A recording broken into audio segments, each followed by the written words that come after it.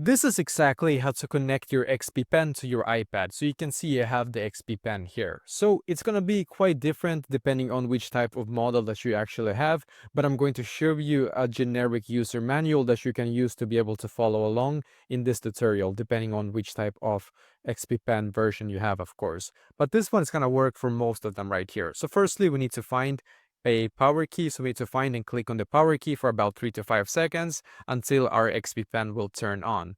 And then what we need to do is to find the shortcut keys here.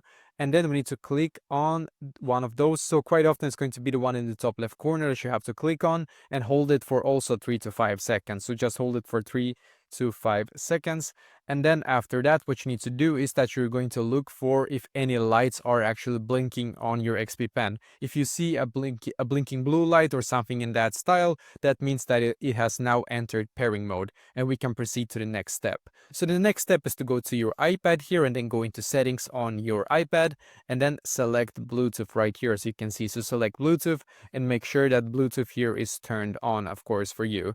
And then you're going to check other devices. This one right here where it says other devices.